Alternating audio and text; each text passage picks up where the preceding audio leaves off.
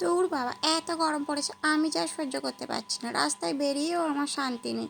পাখার তলায় বসে থাকতে হচ্ছে, কোনো কিছুতেই আমার শান্তি নেই। দূর।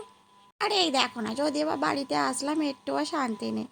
এসিটাও বাবা কিনে দেয়নি, আর কি করব বলো, তাই রাস্তায় বেরিয়ে পড়লাম হাওয়া খেতে। হাওয়া বাতাসও নেই দেখছি। তারপরে দেখছি বাবা কখন আসে, ওয়েট করছি, দেখি আমার পাপা কখন আসে।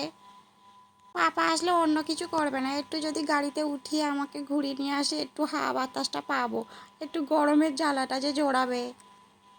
ওর বাবা, পাপা এসেও আমার গায়ে জ্বালাটা জোড়াতে পারলো না, সোজা নিয়ে চলে গেল বাড়িতে। আর চাবি ধরিয়ে দিল, চাবি ধরিয়ে দরজা খুলতে দিল।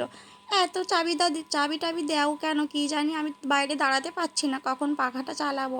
ও, আজকাল যা চুরি টুরি হচ্ছে, আর আমাদের বাড়িটা যা দেখে সবাই ভাবছে যে বাবা পাপা মানে অনেক বড় বড় সোনাদানা করেছে। কিছুই নাই গো, কিছুই নাই গো, শুধু হাওয়া আর হাওয়া। জানলাগুলোও একটু বড় বড় করেনি যে একটু হাওয়া বাতাস আসবে। হ্যাঁ, একটা ফ্যান লাগিয়ে দিয়েছে, ওটাই ছাড়া আমাদের ঘরে আর কিচ্ছু নাই গো।